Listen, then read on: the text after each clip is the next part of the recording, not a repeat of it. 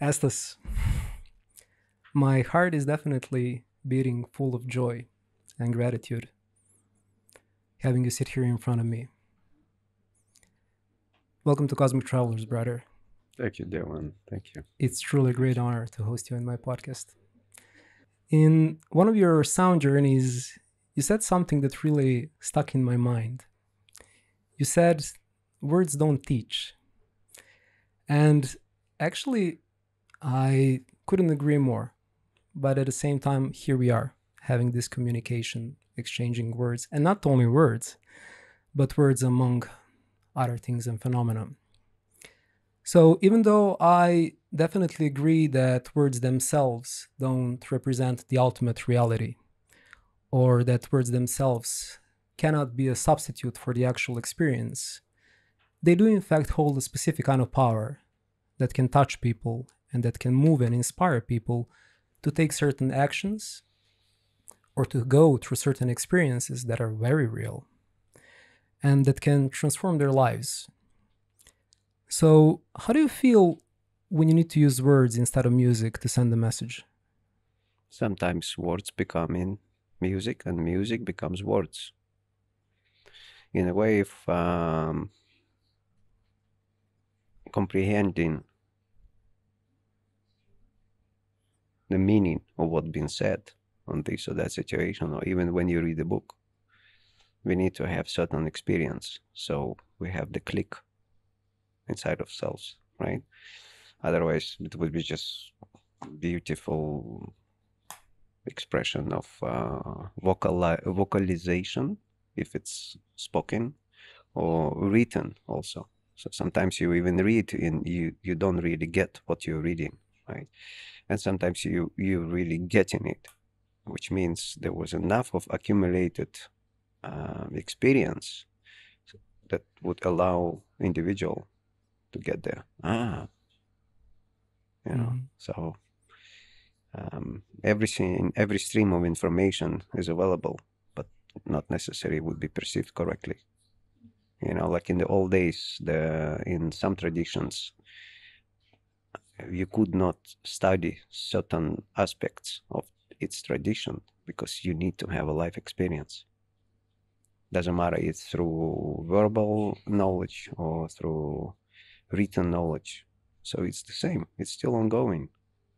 It's just much faster nowadays. Mm. And So it's words they don't teach, but at the same time they could be the catalyzer for certain insight to open something inside of cells. mm. It seems to That's me that it's kind of like a matter of being. Uh, this idea of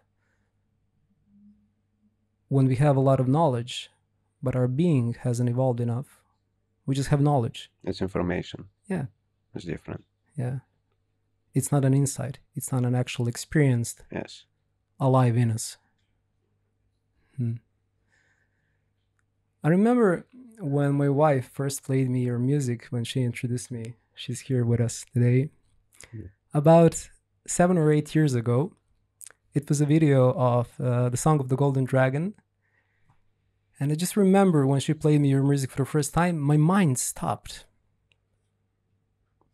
And I was in a different space. Something similar happened yesterday during the sound journey, the sound ceremony that you took us all along with.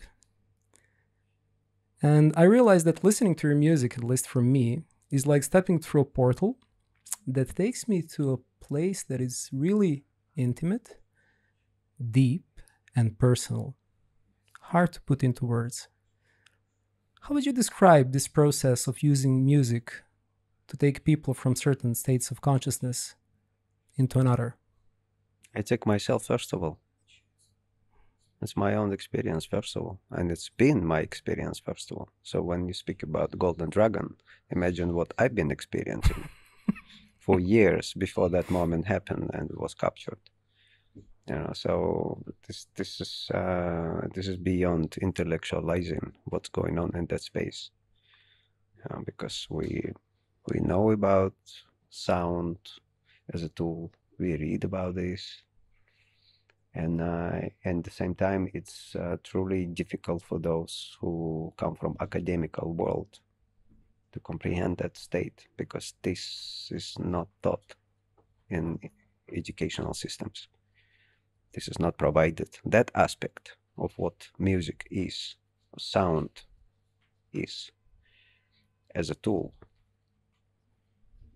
this is long ago was forgotten.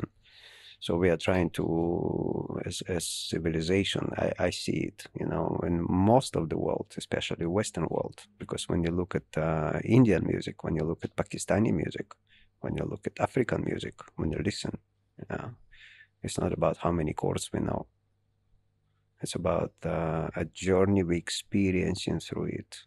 When the shaman in the Amazon would sing, it's not about the perfection of voice or song, and yet it's textures, silence, intensities that would go deep in our being and penetrate it and do something with us that is very hard to put in the words. It's very alive. So when we open in that kind of space on stage, and this is also paradox, to go on tours and do this on stage, which is not made for that. It's complicated. For me, it's also complicated because there is time frame, and not everyone is ready for that. When audience come, they come for a concert, and this part is always there also. This is like a normal situation. We get on stage, we do sound checks, we do some testings, right? But I call it a ceremony because we go into the unknown territory, even though we know kind of the story there. We know the story, but we don't know what will happen within the story with us and the others, and how elements will get together. We don't know because there are no rehearsals, right? It's not a theater. And when it's a spontaneous momentum, something magical happens with everyone, ourselves included also, because that's what I say. It's my experience, first of all. When I explore the internal flight, what it became as internal flight, it was just a name, but I was exploring my own space and discomforts and heartbreaks and whatever everyone is experiencing here on earth, I'm also experiencing, right? But for me, it works through the strings, through the body of the guitar or any instrument. So it's kind of personal that turned into collective. But I'm not the only one doing this. You had Pepe Dancy here. He's doing this for a long time in his own way, right? And for me, it started to happen from the street. I would catch that third hour. I call it third hour, where I would play a 2-hour set in a way on the streets. Back then, wow, it's been many, many years ago. I don't do it, but I noticed when I would start playing the second set, I could not play anymore as I thought. And I was curious about that. How come that happens? Because I'm in control of it, but I'm not anymore. So after all these years, I don't need 3 hours to get there. It happens right away. But this is probably mileage. We call it a mileage. Mileage. You walk many miles. Kilometrage. Kilometrage. But what do you mean you cannot play the same way? What changes? How would you describe this subtle change when you just feel, okay, this isn't going to go the way I think it would? Well, imagine in a normal kind of music scenario, like also orchestra, for example. Maybe this is not the best example, because for orchestra to play together with so many elements, it needs a structure, it needs something that brings everybody together, and everybody needs to go. Otherwise, it would become a complete chaos. Even though I know there are some conductors really exploring sound and improvisational part of it. But if it's a solo artist or it's a band or a small band, they still would do rehearsals. So they do rehearsals so they can get on stage and occasionally have some moments of improvisation, right?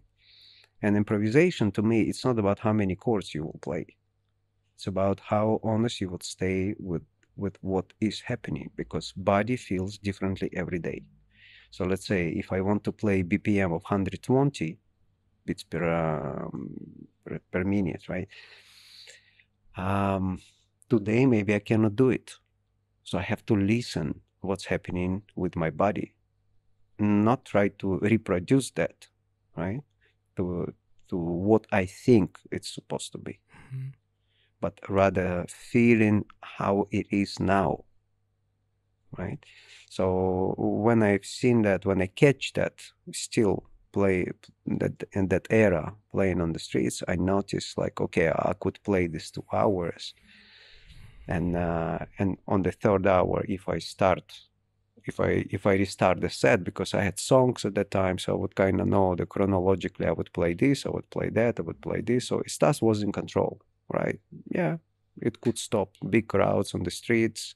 It could offer certain energy in that of this environment. It depends on what country it was or on what plaza of the world it happened. Um, but the third hour was impossible to control. It was not controllable anymore. And that part was truly fascinating to me, because I noticed, wow, it's I cannot do what I think I need to be doing, so I had to let go every time. And when this long internal flight journey started to happen, I was already in that space. It was impossible to control it. you know so this a great part of it is to let go, to surrender to the stream, surrender to dynamic, surrender to storytelling that is unfolding, which I cannot even fully understand with my mind. Is that what, in a way, you invite people that come to your sound journeys to somehow experience themselves, letting go, just being open to the There is experience? lots more layers there. There is much more going on there than just letting go. How would you describe then what is it that you do, and or what is it that comes through you that people are able to witness when they go to sound ceremonies in comparison to going to regular musical concerts? As I said, in a regular music concert, people would prepare the material, and I would say maybe I cannot put in percentage because I don't know what everyone doing, Yeah. right? But from my observation, a lot of them, they want to present themselves in the best possible light, how they do this. So yes, some really offering songs and stories, and it's done in truly sincere way, and we can feel it. Even though it's a beautiful song, they can play it 100 times, it would be very much the same, right? But it depends on the technical abilities, of course, of a musician. And some would also expand certain areas. But this, let's say, when I was a kid, we played rock and roll on stage. Yeah, let's say I was maybe 12 years old. I had electric guitar, we played. So everyone knows their part, and they would play kind of thing that we practiced. And then there would be this one little frame, this little window where we call that improvisation. But it's not. It's all prepared. So I've had these beautiful musicians recently. I met. It's already been a few years actually. And when I asked them after when they finished, how you actually no, I didn't ask. Somebody else was asking them, and I was just standing next to them. I said, wow, so this was improvisation. The guy said, no, of course not. Everything was prepared. But what about this guy was playing incredible? Yeah, he has few frames to improvise, but everything is written completely to the click. They even hear the click in the ears. So they have to stay tight. They have to stay tight to the story. And this is what I say. Body doesn't feel 120 BPM every day. This is unnatural. We can get there eventually. It depends also how warm we are technically, right? But this is trying to suit what we think. Where in ceremony, we are not trying to suit what we think, how it's supposed to be. I know the direction, but as soon as I touch the guitar, I don't know already. Yeah, and I keep the storyline because I know that within that kind of story that would be offered on stage, something will happen. And I trust it completely, 100%. So dynamic would be different. It's not going to be 120 ppm. At some point, it might get there also, but it's not about staying like horses on the pace and just running and running and running and running. In many styles of music, this is totally fine. But I don't have a style, so I don't need to fit into anything actually. I'm just staying true to what is unfolding this or that moment. And I feel that in a way, by you doing so, you also invite people. That's at least what I feel. Like when I see you improvise and just trying to be there with what is, not with what should be, I also feel pulled to be in what is and not in what I think that should be. So there is a wonderful connection that I always feel. I mean, I went to your 3 sound journeys, and actually the thing that blew my mind was when you first come. I don't know if that was your first time coming to Belgrade in Kolarac 2 years ago. Was it the first time? That Belgrade? was the first time, yeah. Before the concert, I met with Pepe Danza. Ciao, Pepe, if you're watching this.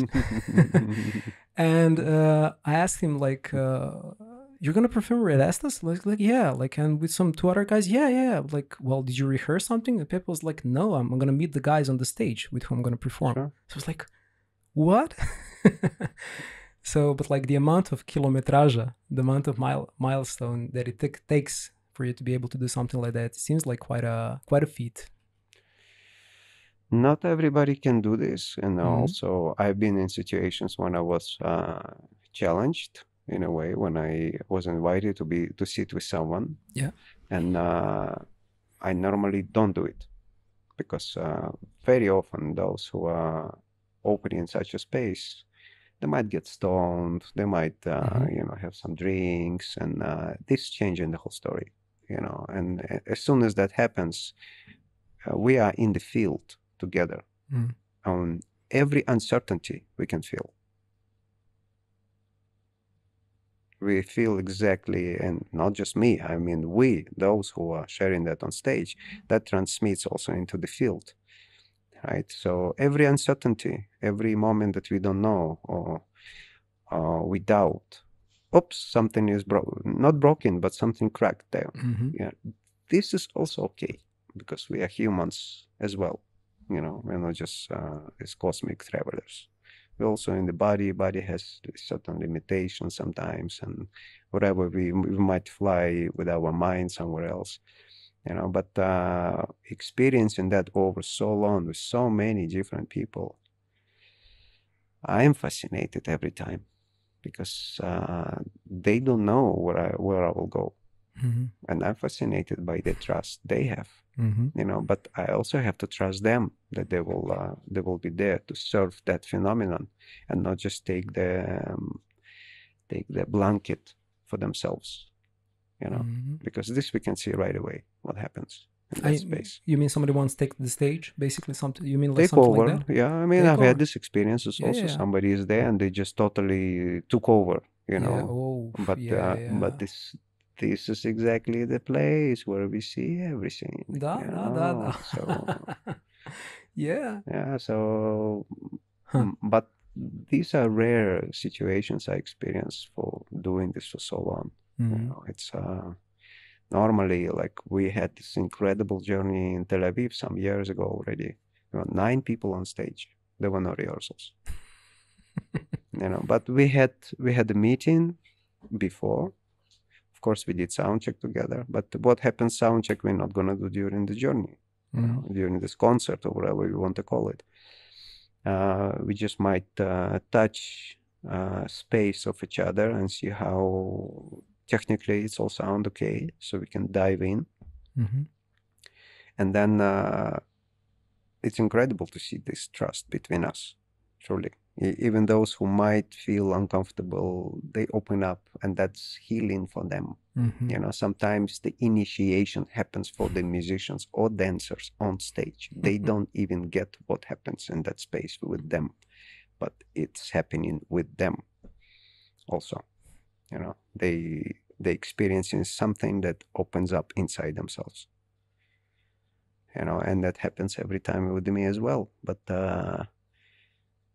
it's truly fascinating to see the example how we can coexist together. It's really mind-blowing. Because I also remember when I was in LA, it was not very comfortable place. I had this little tiny amplifier, no effects, like this was so small, the sound was so bad. But I had to go on the street and do my thing. This was more than 20 years ago, right? And then one day when I felt like not comfortable, there were guys coming with big amplifiers and big crowds, and I had this tiny little amp and this classical guitar, and just one day this guy, like, I turned to the right because I've heard somebody doing this, and I see this African-looking guy sitting on the cajon and kind of looking at me and, hey, we play together. But he didn't speak English, and at that time I didn't speak Spanish. So for 6 months, every single day, for maybe 4, 5, 6 hours a day, we were playing together. No speaking a language, playing. I always call him my rhythmical teacher in a way, my rhythmical brother, because it was incredible, to speak without speaking, to share the space without speaking. All experiences like those make you think, like, do we actually need this kind of language at all times, right? But we need. Sure. I spent most of my life in the countries I couldn't speak the language. But somehow everything was going on. So as you immerse yourself along with us into this sound journey, like, would you say that there is something called Estas playing the music, or is something else taking place? It's always there also. Mm-hmm. Yeah, Estas is always there also. And as much as we can criticize our minds, which I've done and I still do, and because I have a reference point to something else beyond the mind, it's still there. No matter how many psychedelic journeys we might take or explore, the essence of the self still would be there. It's very rare that we can explore something that we are completely gone, maybe in a dream state, but it always would be present there as well. But how much it's in control, that's a question. That's what I say. The third hour, it's already beyond the Stas. This is where Stas had to surrender. The thing with mind that you just mentioned, I realized, like, after some ceremonies and like being in different kind of spiritual circles, there is like in the so-called physical world and like materialist point of view, this aversion to everything that's spiritual. So is in the spiritual realms this kind of aversion to everything that's material, including like the mind. But the mind, it works what it should do. The problem is not with the mind that needs to do something, or with us having the mind. The problem is being always identified with the mind and somehow be a slave to the mind, think that we are just that, we're just our thoughts. So I definitely get what you mean, like, because it's really, I don't know, like, would it be even of some use if we were to just somehow, like, if our boundary of our egos were to dissolve in this ocean of consciousness, then it would be really hard to function in this world, right? It would be way more practical to be aware of this boundary, but at the same time be aware of this interconnectedness with everything, right? It's such a complicated topic because it is. We have no idea why each of us is here. No, not a single idea. I don't know what's happening right now. There are different layers, and we can uncover certain, we can call them purposes and directions and missions, right, in this life. At the same time, we never know why this or that individual is here. So let's say somebody look at the Indian Baba and thinking, wow, he totally let go of any material desires, right? And we could see it, let's say, through Christian also world, where people really truly letting go of any kind of materialistic dreams, right? And then somebody would start to follow that path. but it's not theirs. Mm-hmm. And then something has started to happen for individual to correct the journey on the earth. Things start to happen to present to this or that individual, something is twisted here. Mm-hmm. So yes, we can say somebody just got too much in the head and bought a certain story, but we would never know what this individual explored in life. And the opposite, maybe for someone is the best thing to do is to let go of the materialistic stuff. But again, we have a body. It's physical, it's material. So again, we never know who needs to explore what. We cannot brush everyone under the same category. So the functions of the mind is an incredible computer. We have no idea how to properly use it. What we need to do is from time to time to clean the trash. That's what we do with our computers, right? We clean it up. So that's what we need to do also. During this kind of sound trips, this is what we're exploring also. Clean up. Cleansing. Yeah. Mm-hmm. Emptying the trash a little bit. So like in relation to the question that I asked, like how is this that you do different than a regular musical concert? Now that I think about it, it's something like people that think that they're gonna get a musical concert go there and they're like, surprise, you open them up, right? Yeah, I mean, I've had that over many years, when the Golden Dragon came out and then it became viral. It was crazy. That moment when it became viral, I was in India after a car accident, sitting in a little ashram. You had a car accident in India? Yeah, I had a car crash and my body was far from being in balance. Okay. And I had crazy temperatures. So 2 weeks, they were kind of helping me to restore. And to watch that Facebook exploding and YouTube and receiving like thousands messages every day. We are talking about way before all of this, what's going on today, somebody intentionally making a viral video and they go in to it happens spontaneous completely. When that happens spontaneously, you are not prepared for something like this, and that was insanity. The last thing in the world in that moment, I needed that attention. What I was going through, even though I was already playing this internal flights journeys, because when that exploded, that was maybe 2013 or 2013, right?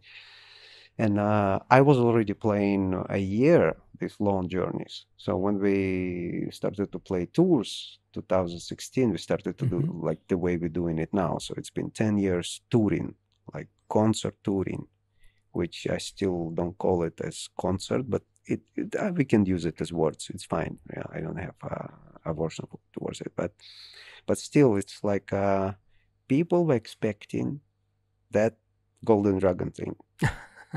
I was already not there, and now they probably expecting internal flight. I'm also not there anymore. It turned into something else, and I feel every time when it's over. This is also fascinating. Right. 2019, we finished this big tour, and I felt a big chapter is complete. It's just complete.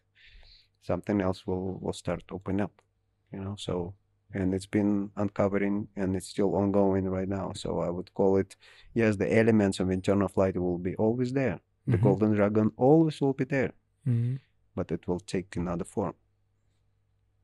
So the Song of the Golden Dragon, that was kind of like the first mega viral thing that happened in your career, right? That was like the first rocket, like that literally, like population-wise, I mean, like...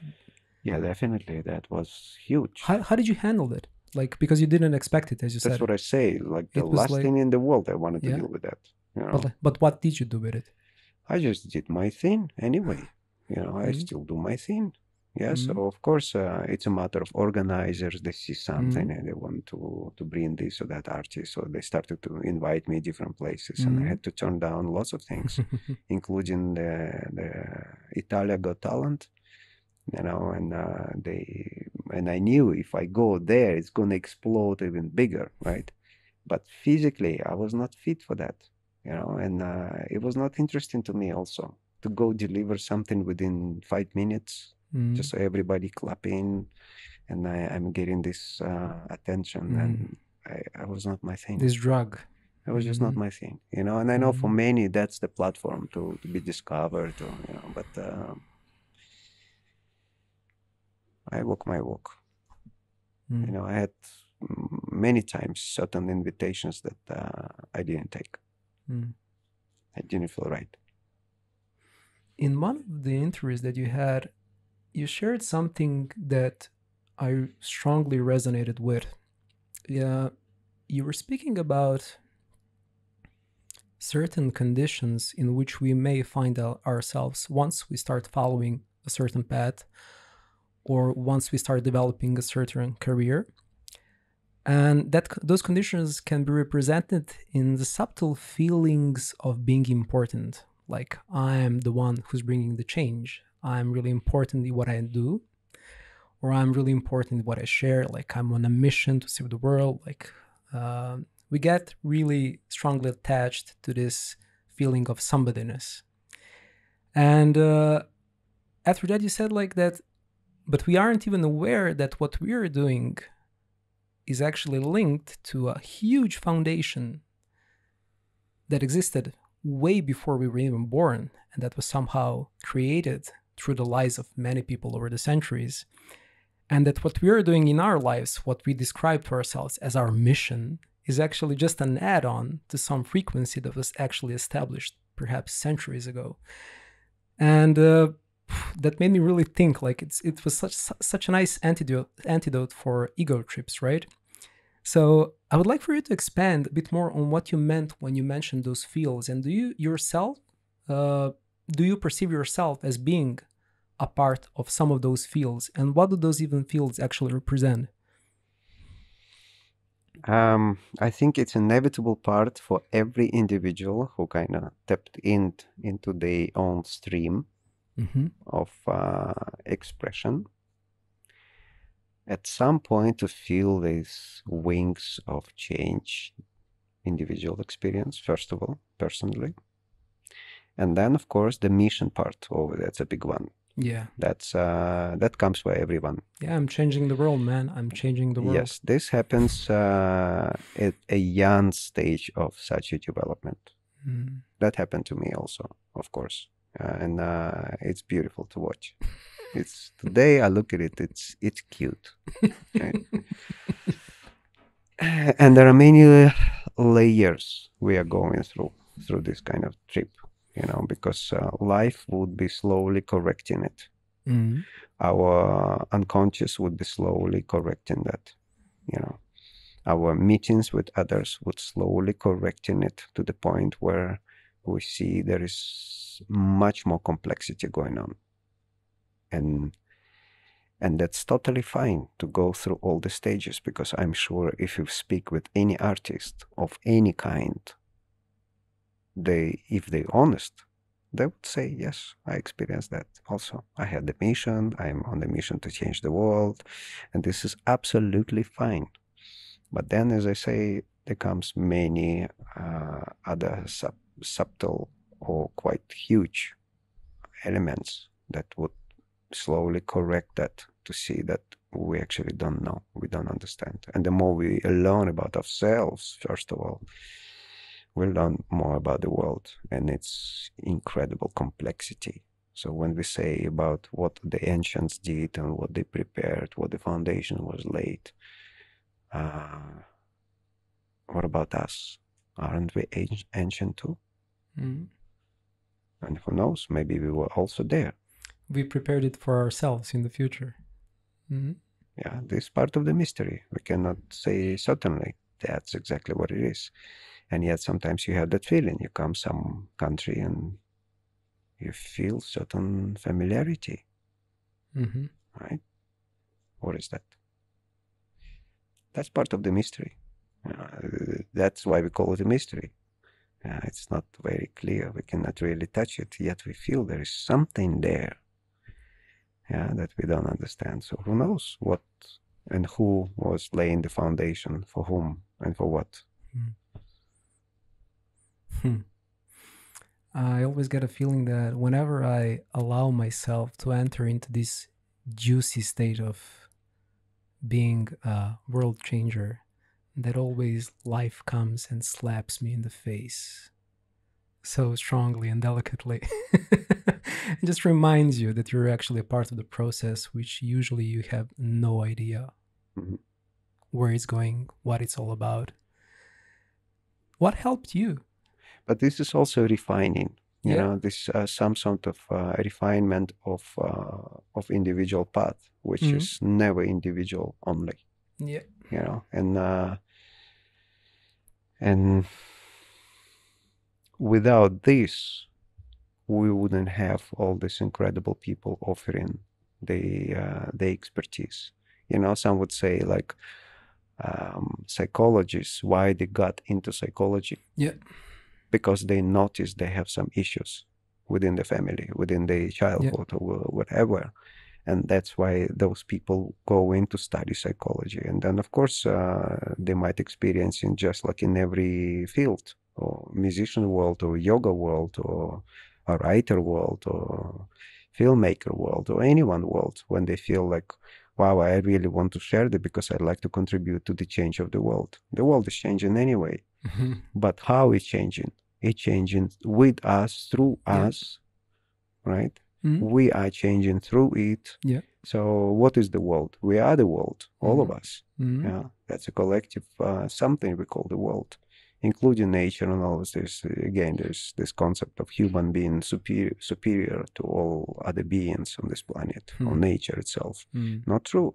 It's all like one breeding organism that coexists together, right? Just like a body that coexists with all these cells, and even though, you know, when we look under massive microscope, we see there is nothing there, you know. So that's a paradox. But again, these are forms, this matter we dealing with. Yeah, as for a spirit, it needs a body.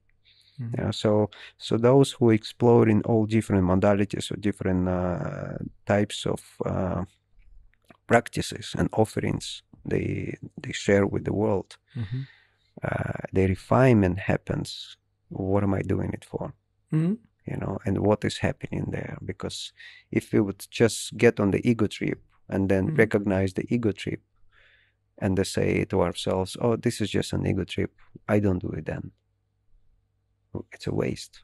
Mhm. So refinement happens while we continue walking that path, and then we see these false ideas are falling away naturally, just like clothes that became too small, you know. And then another chapter opens up, and that's very beautiful. Otherwise, if we would just recognize our ego trips, then we wouldn't do anything anymore. Mhm. You know, it doesn't make sense, right? Yeah, So there is exactly. some sort of evolution and change happens within the individual who offers all kind of beautiful offerings we have in this world. Mhm. Well, it's quite similar with the mind, like the subject that we touched upon And that's at the part of beginning. that's exactly part Yeah, of it's it. the same thing. Yes, Like that's it's part of nothing it. there. Being in ego consciousness is absolutely fine. The only problem is getting too identified with it, because then you don't recognize that there is something else, I right? think it's all good with the balance. Yeah. You know, like a long time ago, these friends of mine, they were in Peru. Yeah.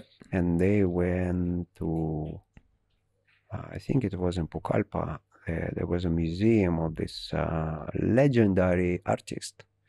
I think his name was Pablo Maringo. I think I don't want to mistake his last name, Marindo maybe, or Maringo. Yeah. And they were looking for him. He was still alive, so they arrived to that place where he was still there, and then they wanted to look at his artwork and at his paintings, because he was pretty much putting on the canvas ayahuasca, right? And he came out of his room and said, yes, it's me. It's just like, I am Pablo Maringo. You know, he's like, he was very certain what he is. Was it the ego thing? We never know. Yeah, but he knew who he was in this reality with this name. And this is the embodiment of our individuality.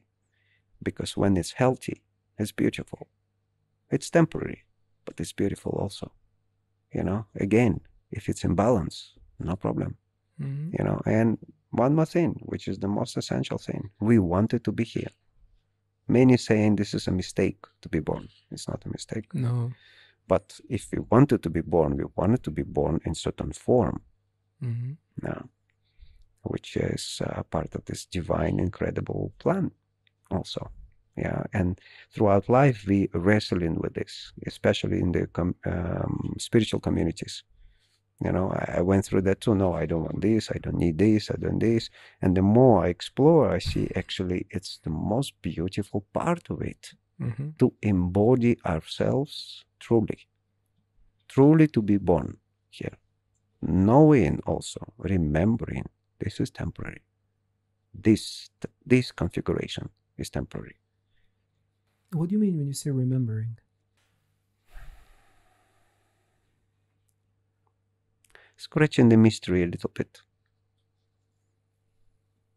Because there is lots of ideas, there is lots of concepts saying we just don't have a memory of ourselves wanting to be here, right? We don't have a memory of our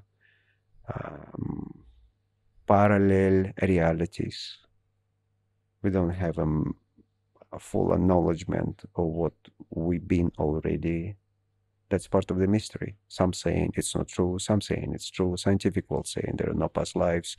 There are some traditions that are saying there are. Well, go explore yourself. And the more we live here, the more we exploring. Some also could become, over the years, we gather too much data, and then we starting to believe in the data, and this also could be a falsehood, right? So if it is, we will see that it was not right. It was not true over the time, but I'd like to explore it, and if somebody doesn't, it's not my business. I'd like to explore. I'd like to ask questions. I will keep on exploring this. So if I say remembering something, it's like a little glimpses of certain aspects of oneself that slowly coming back to be recognized for whatever reason. Something you never seen, but it's always been there. This takes me back to one of my first questions when I said that after I heard your music for the first time that my mind stopped. It didn't actually stop. I had few thoughts. One of the thoughts was, this man has been connected to music way beyond this lifetime. This was one of the thoughts. Do you get the same feeling? Yeah, maybe it was not guitar, but yes. What was it?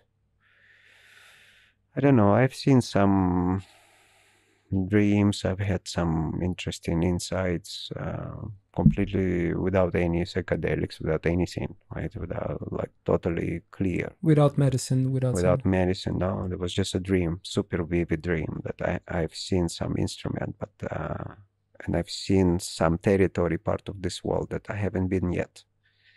Did you recognize it in the dream? It's Asia. It's Asia. But again, I had that feeling with Brazil. I had that feeling with Cuba. I had that feeling with Africa. I didn't go yet to Africa. I had that feeling with France. I came to Paris. I knew Paris. How can we explain that? We don't know. So again, it's like there could be some other instruments, but I don't know. This is again, like, why do I need to go into these mind excavations? It's like when I had the dream, it was not something I planned, right? And it was so vivid, right? So this is not something I could structure. This is part of the mystery. This is the unconscious. This is where we go into a place where everything exists in the same time. Now, when we go in dream state.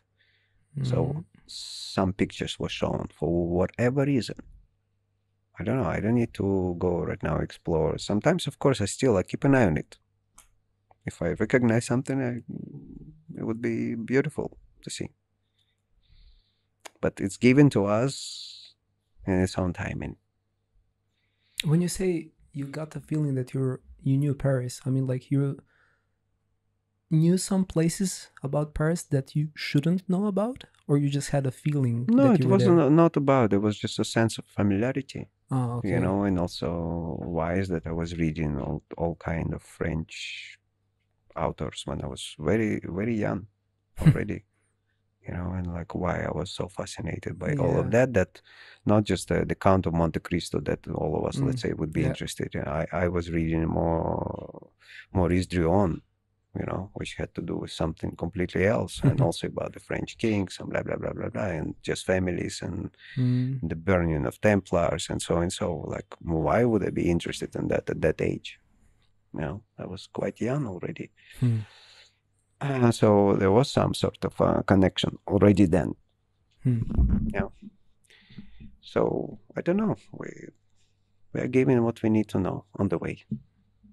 I still would be asking questions. I still could do some research. I could read about certain things, but then this also could be a full labyrinth of the mind trying to explore. Yeah, or perhaps just an interpretation that actually doesn't have to do anything with us. It's so huge, We Uh, live in a library of time. mm. This is so huge. We cannot explore everything. That's why we are in these limited forms also. There are certain things that truly resonate and it's fascinating to explore, Mm-hmm. but not everything. Whatever we need to, we will be shown. We will meet it eventually. You know what happened yesterday while I was listening to your music? I think I had a glimpse of some other life, perhaps. I didn't saw the scene. I just felt it. Could be. That I was somewhere else at some place going through some experience. And it struck really deep. And I just remember it was just a feeling which also made me think, like, when we speak about past subtopics of past lives, do we need to see the actual life or just feel that we were already there? So for me, it was such a strong feeling. Oh, I was already here. You reminded me. The question is like this sensation, this kind of experience would be good to observe. What is around? Yeah. Do I need to pick up something there? Mm-hmm. Is this something I need to reactivate or recover? Why do I see this right now? Yeah, because in such momentums, maybe there is something needed to be healed also, Mm-hmm. for whatever reason. It's incredible, fascinating journey. Mm-hmm. Why we see certain aspects of ourselves in different circumstances or even locations. We being teleported all of a sudden. What's the reason? What is that I'm experiencing now, actually? What does it mean to me? What you said a few minutes ago related to our interests. I had here in Cosmic Travelers a really good friend of mine who had been spontaneously experiencing astral projections ever since he was a small kid. So he didn't practice to do astral projection. He didn't have any need to astrally project. So he just started having these experiences. And he's a great guy, and I like his spontaneous conclusions. One day, when I was speaking to, because I had like really huge interest toward astral projections, and he just looked at me and he said to me, Damien, did you ever think why these topics interest you? Like, did you ever think about the phenomena of interest? Like, why are you even interested in astral projection? Okay, astral projections are projections and it's okay. But like, why do you hold such huge interest towards it? And that made me also think, like, why do we have interests in certain things? Yeah, like, sure. Like, where do these interests come from? Sure. Nobody taught me that I should be interested in astral. It was just a feeling. This interests me. It's a good pathway to explore. Yeah. Yeah, we may never know what we will recognize on the path. What we will meet, who we will meet, what we need to see there. There is a huge healing going on now, all over the place. How would you describe this healing? Because we can't hear this word healing more and more. Because it happens on so many planes. Healing has also some connection to the word whole, right? Heal, whole, a little bit in a way. because I feel like we are scattered. At least I can speak for myself. Yeah. Yeah. My life been scattered all over the place. I was born in a country that doesn't exist. I lived in the country that I don't live. I traveled through countless countries that I stayed and met people and bonded with people and bonded with the lands and felt something super ancient that was important for me to feel and to be there, right? At the same time, I didn't feel I want to stay there, but it was important part of the journey. So I felt like going to all these places, I was a bit recovering parts of myself, somewhat, somehow. And what happens also during this kind of sound journeys, concerts, whatever you call it, it's that space, Mm. you know, that is happening now with everyone. We acknowledging it or not, it's going on. It's probably most incredible times to be here with all these absolute madnesses, because the Pandora box is open already since 2020. And by the way, what is 2020? It's a perfect vision. No. Let's say in States, when I would go measure my eyes, right? 2020 would be the perfect vision. So if your vision is slightly off, it would not be 2020, but that's what it is actually in the English kind of speaking. I don't know if in other 2020 it's like a countries. parameter that they Parameter use for the vision. when they Yes. control your vision. So that's okay. a perfect vision, 2020. So Mhm. 2020, the Pandora box been open all over the world. This is it. Even though there were many waiting for 2012, I was one of them also, because I've been deeply with the Mayan calendar for many years. Mhm. And exploring also, just observing it, observing did the you expect? cycles. What did you expect was I going to didn't happen in expect 2012? anything. I expected the change. And then I was invited also to be part of this film, Time of the Sixth Sun. Yeah, we can And, share the film in the link below. You know, Yeah. so like I've seen lots of speakers talking about this, you know, and actually it was fascinating because what the voice of Tobias was saying on the recording. Sorry, the voice of who? The voice of Tobias, it was just channeled by this Uh-huh. wonderful man, Jeffrey Hoppett from States. He's been doing all kind of channeling, we call it. Okay. But basically, he's the voice of Tobias in the movie, right? And Tobias, as he said, there was this entity living thousands of years ago, so. But it doesn't matter. For somebody who would listen to it, they would say, "What a nonsense," you know. But don't listen through this prism, you know. Listen to what he says. Mm-hmm. Because the recording happened of him 2009. 2009, he already said everything was going on now. How do we puzzle that? So there is some truth to it. You know, you want it or not, when you listen to that album, and we released it after already film came out, and I felt it was important to release it because there was some sort of timelessness embedded in it. Because what he was telling there about the changes of the systems and what is going on nowadays, and the shadow aspect that needs healing and addressing within every individual. It's been recorded 2009. You know, film came out way beyond 2012. When did the film came out? 2019, right? No, they released it few times. So I think first time there was maybe 2016, or 16. and then Okay. second round, or maybe 18. I don't even remember. But then we released the soundtrack just with the voice of Tobias and the guitar, right? So again, guitar was also recorded 2011, I think, or 12. You know, so there was this momentum of 2012, and many who were tapped into Mayan prophecy, they were expecting certain change, but yes, there actually was a change. There was a change. Something absolutely happened. You know, I started to play Internal Flights from 2012. Not that I planned that.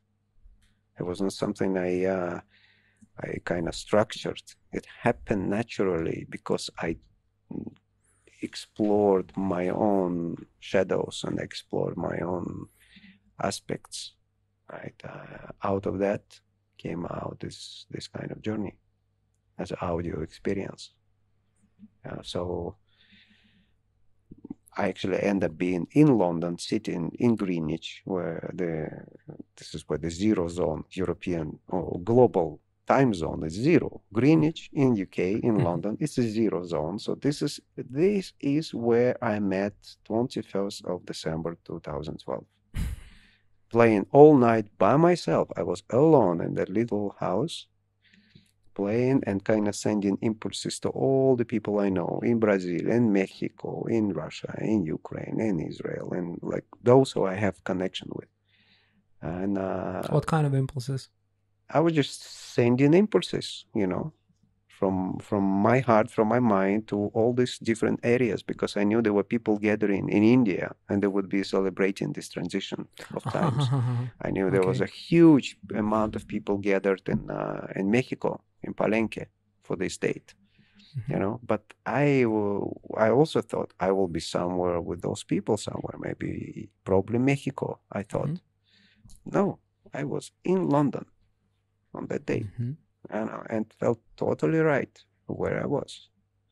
We can construct ourselves to put ourselves into certain area because we think that's where we need to be, but actually I was in the perfect place. Playing all night alone. No internet in the house, just sending impulses. But the change actually already been initiated, but some would say, yeah, but it's always been changes throughout the civilization, right? Yeah. So Never like this. So what do you think is different than the previous changes? Like, how would you describe the changes that took place after 2012? Well, we don't know what the changes were going on before that, right? Yes. We all Yes. only hear the stories. Those who live here in the former Yugoslavia, Yeah. they know what happened here as a war, right? That's a massive change because life is never the same, and there are many who still remember that. What happens now in Ukraine, it will take a lot of time. Is that a change? Yes, it's a change. Is it a dramatic change, outrageous change? Absolutely. Could it be avoidable? Probably. Probably, if people would really look into other ways to go through the change, but unfortunately not everybody is ready for a peaceful way to do that. That's why we see these crazy wars going on right now also in Middle East. Right? This is on fire. And who would think? But that means that there is lots of layers that they are disturbed.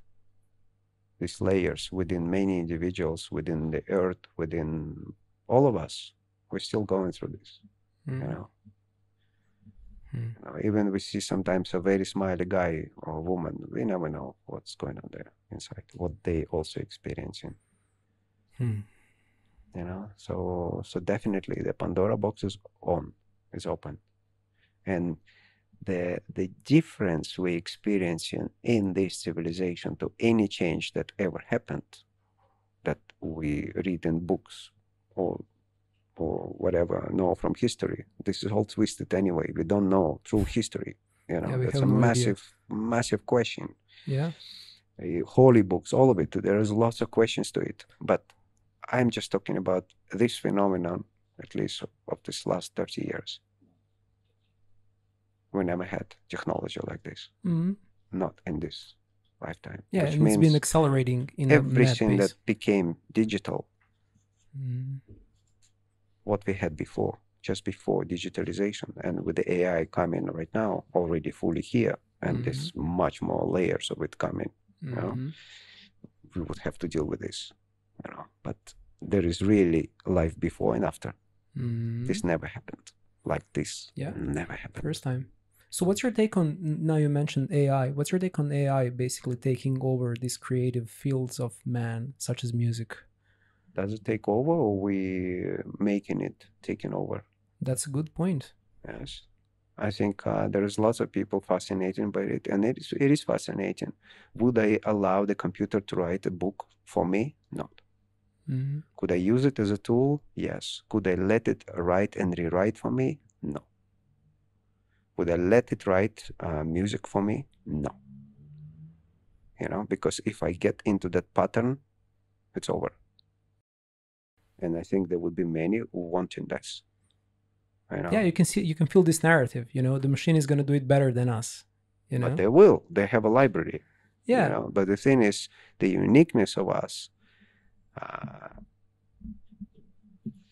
is the foundation of life on Earth, right? So with this whole coming technology, we cannot say it doesn't exist, which means it's part of the plan. Somehow it's part of the plan. Yeah. Do everybody need to accept that and fully allow that to take over completely? I'm not sure. I'm not sure. I think it's a great tool, yes, but we don't even understand what it will become. Because those who are running this technology sometimes also just need a hug. Or they're gonna make a robot to hug them, right? They're gonna have Yeah, their sure, hugging but robot. the thing is, like everybody have certain aspects of them, of the shadows, which are unresolved, but they're running the show. Where it will take us? Yeah. Can we say that we need to heal the whole world and then we do? No, it's all ongoing process. So there would be this, there would be that, there would be this technology coming and that technology coming. Wow, but really, what's going on now? Wow, it's fascinating the way it writes, but or it creates.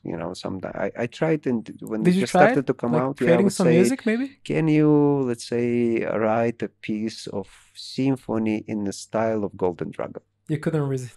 It was ridiculous. It was just ridiculous. It was a cacophony of sounds, but probably it will develop to the point when it can do incredible things too. But then what are we doing? What, we're gonna keep just drinking coffee and do nothing? Exactly. Exactly. Where does that leave us, right? Yes. Yeah. I think it's already here. It's part of the plan. We have to figure What to do with it. Do everybody would like to have a chip in the brain? Probably many. Would everybody would do that? Probably not. No.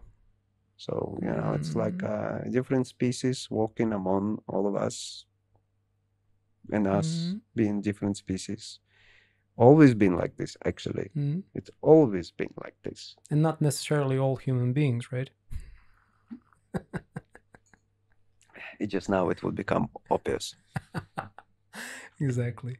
Yeah, now that you mentioned this, like the part of becoming healed is somehow a process of becoming whole again. I think that's what happened. Like when I got this feeling of remembrance during the last night's sound journey, I just felt that I reclaimed some part of me. And it was like really, really, really deep and personal. Also, you mentioned something during the sound journey last night that I also feel was really important.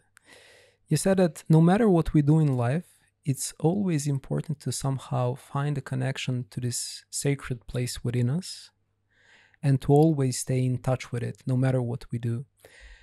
And I know it can be quite difficult for some of us to get connected and be connected with that place all the time. So how would you describe this process of becoming connected with the sacred place within yourself? And when did this process start in your life? When did you recognize it, that it was there? Yeah, so for me, that definitely happened from music. But then I met a few different cosmic beings that also brought some tools of reminders. Because I think if we would live here a few thousand years ago, we would know this. This would be unquestionable, to keep the connection. Nowadays, with all, oh my goodness, so complicated, with all these layers of holy books and knowledge. For somebody, it could be a beautiful thing also, because the prayer that would be used in different traditions, that's also a doorway. It's beautiful. There is no judgment to it. But everyone need to figure their own, But we somehow look all the time for the middleman or woman to do it for us. You just start your day, say hello. Say hello. It might take just 10 minutes. Would I be there throughout the whole day in that connection? Probably not. but I do it. I keep showing up for it. You know, for the sound journey, definitely I go there every time. Yeah, but daily life is much more complicated. You know, you open your phone, you already boom, you lost that. You know, you have a fight with somebody, you lost it. You know, so this is part of being human, and not an easy thing to keep the connection. How would you describe this connection? I mean, for each person is different, but for you personally, Sometimes it's just totally mental also. yeah. Totally just, hey, I'm here and I'm acknowledging and I remember. And then 5 minutes ago, you totally forgot about it.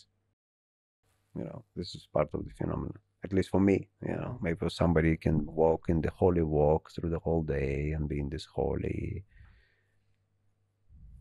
I'm not sure. You know, if you really looking, especially now, because there is so much going on from every direction. You don't even need to look through the news in your Telegram groups. You know, you just go outside, look at people, look at the tensions, feel the tension. Yeah, it's a lot going on. So it's more difficult, but at the same time, this is essential. So I look at it through music. So through music, I can be reminded all the time. Let's say if I don't play music, then I need to do something to be reminded of it all the time too. You know, if you walk by the sea, by the shore of the ocean or sea, you would be reminded. You go to the forest, you get reminded. You look at the stars or at night, you get reminded. There's different ways. Why I'm asking this, because when you say this to some people just don't know what they need to remember. So that's why I'm asking, like, what is it that they need to remember? I don't think anybody need to even think about what they need to remember. Yeah. Nobody need to think about, what do you mean thinking about what? I need to remember. I need to remember. I need to remember. This is a mental house. Yeah. No need to remember But, anything. like, just when live your life honestly. Do your thing. So it's connected to honesty. Explore again, like what been said yesterday also about the gift. Yeah. Each of us come here with a gift. Each of us has actually much more than just one, you know, but there is at least one that is really vivid, you know, and for many, it takes a lifetime to uncover it, you know, and many not trusting in it also. You know, and I think that's the entrance. Connecting to your own gift. Yes. It's not yours. Yeah, exactly. But it is yours. You are it. That's the thing. It's inseparable. It's not a matter of ego trips. It's beyond any ego trips. It's not about how to play guitar and how many chords one would know, how many songs one would play. It's this connection. So it's like you're saying, you don't play music, music happens through you, right? We become music. There is a difference when you look at the dancer and she's trying to dance, or he, or when a dancer becomes a dance. You see the difference. You see the difference. You see a great musician. He's playing music.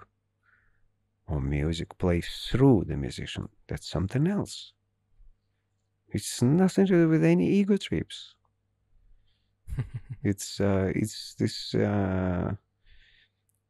It's a letting go. It's embodying it, and it's being that.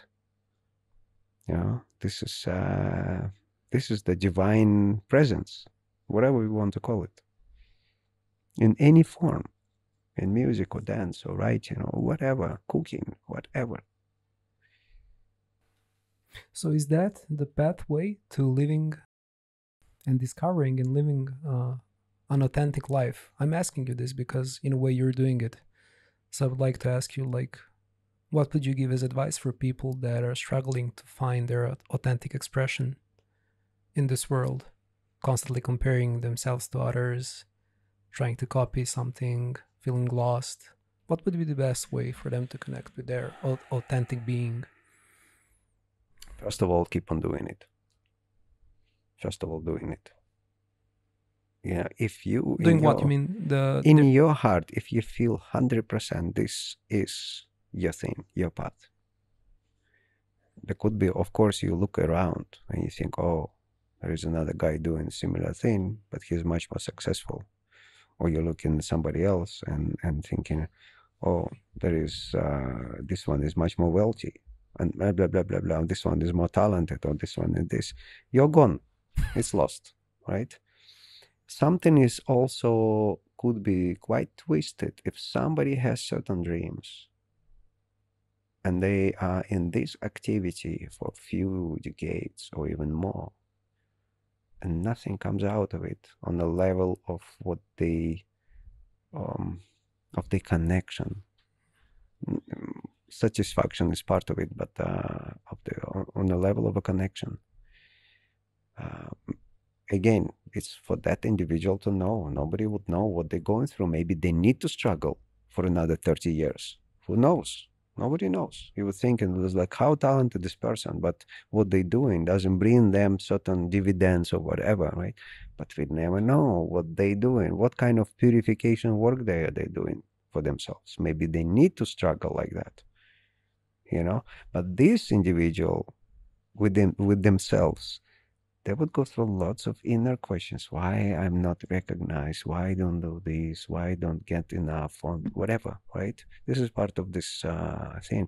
But maybe they're actually also not doing something that is aligned with what they are supposed to be doing. That's another thing. You know, there's such a complexity there. So if to minimize and take all that away, a guy felt a connection with the instrument.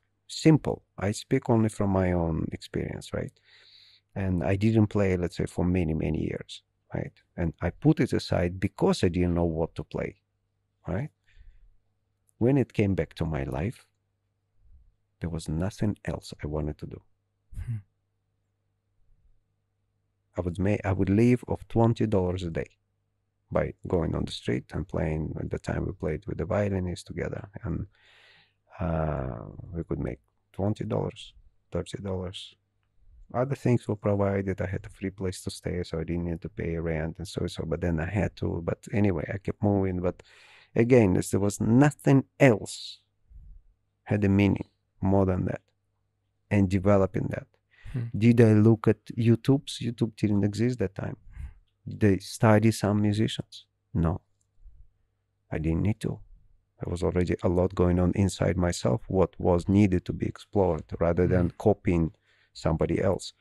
But it also happens to many. They're trying to copy. Through copying, they're trying to reach to themselves. Could be tricky part. Exactly. Could be very tricky part because they could get stuck there, you know. So when I see that, sometimes I say that to other musicians, you know, I say to them, you're still a Stas. They might get stuck. And then I see somebody else. Oh, I already see they really found a way. Beautiful. You know, so we would never know. But again, when you really felt that, this burning inside, you know, this inspiration, it doesn't need to bring dividends right away, because right now everybody want to monetize it immediately.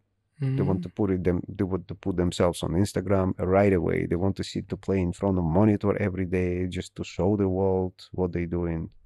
This is a very personal experience. First of all, get your experience, then share it. Yes, super. Get your thing together and then share it. It takes a lot of sincerity towards oneself. Sincerity, balls, patience, a lot of patience, to look at your life and to ask yourself an honest question: is this actually what I feel that I want to be doing, or am I just doing it? This is also too much. Yeah. No, this is too much.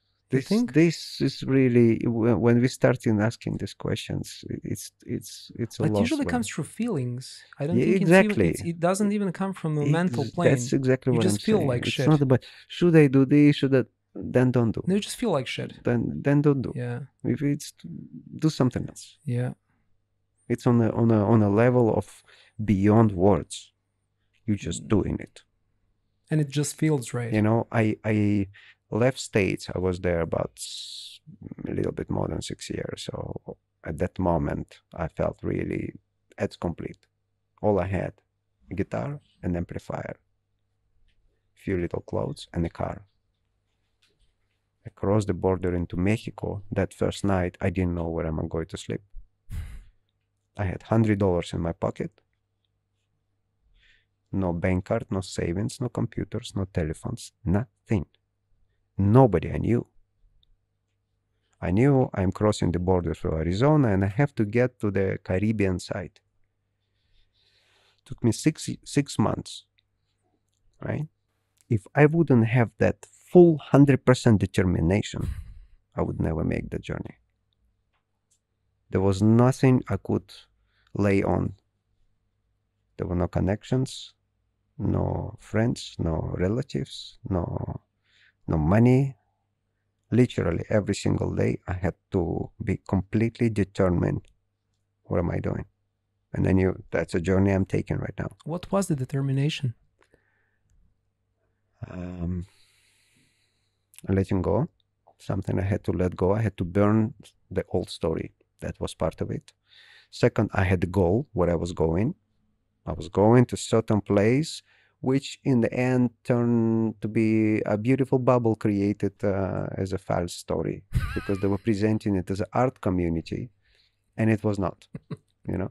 But the thing is, like they say, it's not about the goal, it's not about the destination, right? It's a journey. That was literally the thing. It was not about arriving to the place where I found that community. There was not a community. It was just a beautiful housing for rich artists. They were trying to sell as an art community, right? But for me, all that journey had absolute significance, you know, because Golden Dragon was born during that time. You know, I mean, it was already, the glimpses of it were already before. So that means there was the insight that happened, and then it really developed and formed into speed. It was a valse in the beginning. It was this cute little valse, very slowly building by hours and days and months and years of playing. You know, so again, there was absolute knowing without knowing. I was hardcore, right? That was hardcore journey. Incredible. Yeah, for people that are following this, they don't actually know, you actually made a break playing guitar for about 10 years, right? Before you went to the States and before you had that experience. So yeah, it was no, somebody gave me a guitar as a present to a birthday. It was a birthday present. And that happened also in the moment when I didn't know what am I going to do in States. And it just happened. Even though I arrived, since day 2, I started to print black and white pictures for a family friend who he became millionaire in 3 months in front of me. I was there. I was printing those pictures. He was signing them because he would take, he was also like an embodiment of a dream, because he arrived to States from, still that was part of Soviet Union. So he left Soviet Union in 1989, went to States with a little suitcase and Zenith camera, black and white, you know, like old school camera, good quality, but still, that's all he had. And he started to work as a taxi driver. He started, you know, there's this American dream story. It's many know this. At that era, it was not anymore, you know, but at that time. And he would take pictures of black and white photos of New York. He was a great artist. He was already a great artist before he arrived there. And then he started to slowly sell his work on the streets of New York in different places. And then people started to come saying, hey, we also want to sell for you, but we want to get paid. So they started to get commissions, you know. By the time when 9/11 happened, he had about maybe 15 places around New York City, Manhattan. People were selling his artwork on the streets as vendors, right? When 9/11 happened, everything stopped. And I arrived there 17th of September. So literally just after this. And I call him and he's like, just come to my studio. There's the black room, so I'll find something for you to do. Cool. So I came, and it was a dear family. You know, my papa knew him since they were maybe 2 years old. So it was a family, like an uncle. And then literally like few more days, and this vendor started to ask him, "Hey, Alex, can we try to go on the street and sell the work? Because we cannot sit at home. We need money, So he said, "Okay, go." Sold out. One day sold out. Second day sold out. 1 week, he started to print even more. They opened even more places, 25 places all over New York. Literally, it was mind blowing. Everybody at that moment wanted picture of Twin Tower. It's a moment.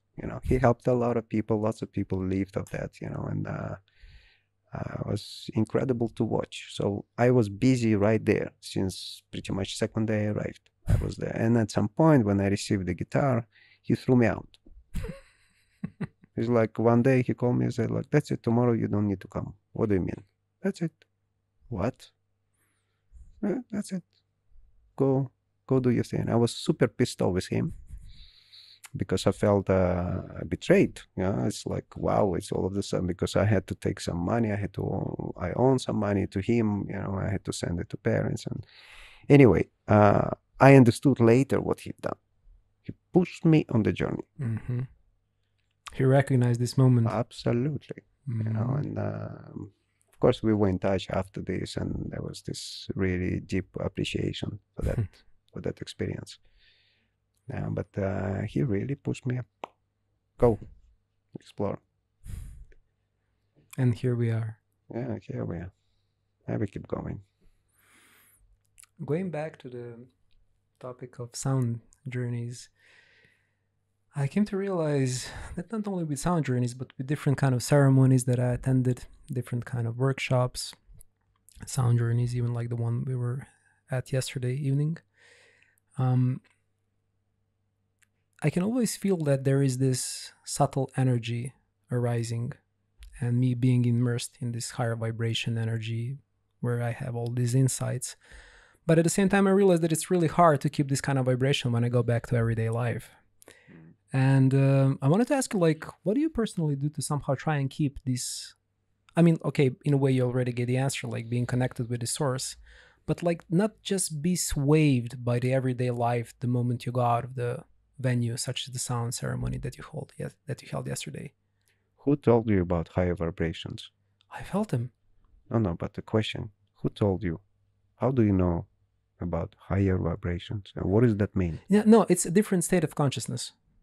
It's okay. Yeah, sure. But because Different everybody using today higher vibration, yes, higher vibration. Thanks for noting that. It's just a different state. What about lower vibration?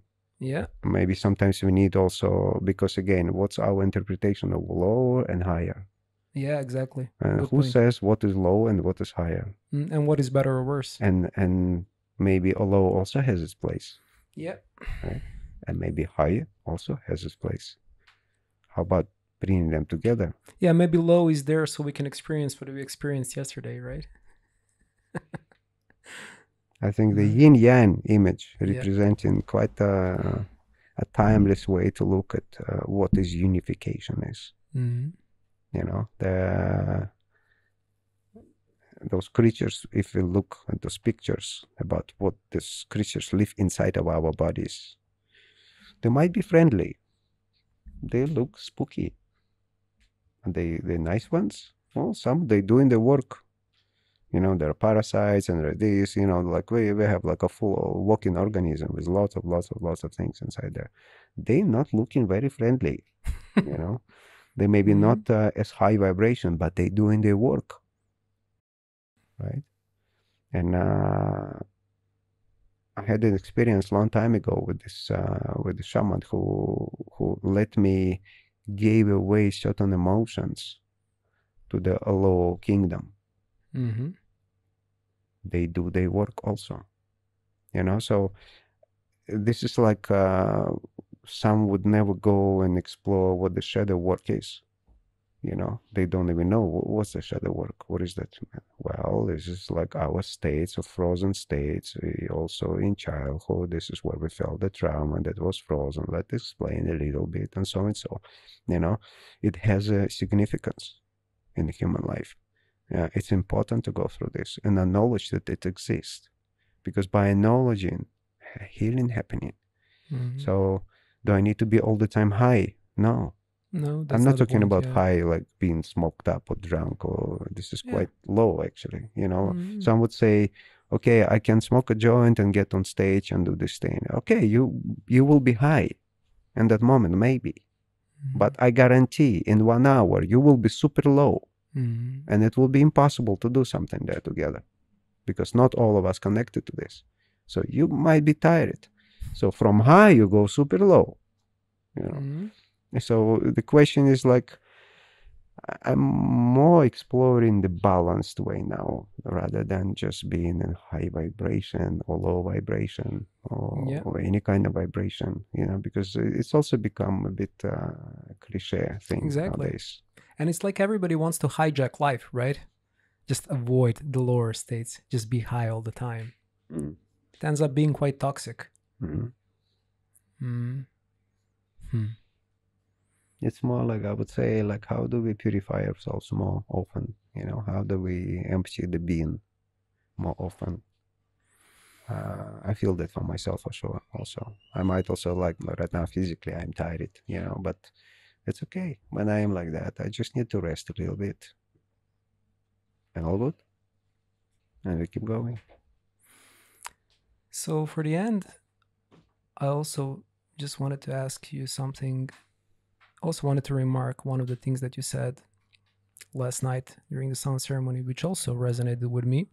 You said it like all this horror, these conflicts, this terror, these wars that are happening all around the world, it's not happening to somebody else.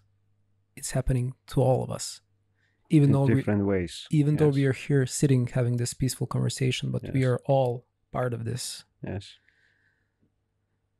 events, and that we all need to take into consideration how are we personally responsible for everything that's happening in the world. So what is our responsibility for some of the major events that are happening currently in the world, and do we as individuals even have a saying, or can we even affect some of the major global events?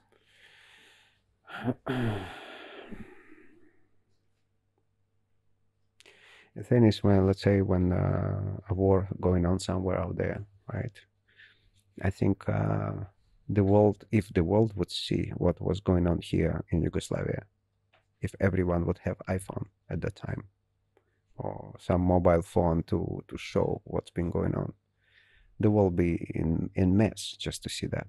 So now we see these pictures from Gaza, and also what happened in Israel as a kind of initiation, that whole continuation, what started to going on in Gaza after, or what happened in Ukraine, and what happened with Russian soldiers, and what's going on there on the border, and whatever, right?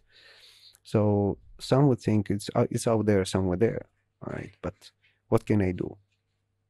Some don't even ask these questions. They just live their lives if they maybe don't have a connection to it.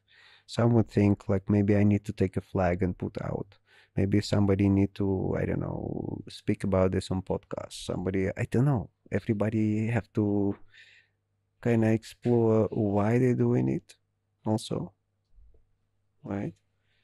What triggers them to do this or that, to announce anything or to speak about this, um, or maybe just do your thing the best you can in this world. So slowly it brings some sort of impact without you running around with flags or transparents or demonstrations. Because again, maybe somebody really need to go for a demonstration.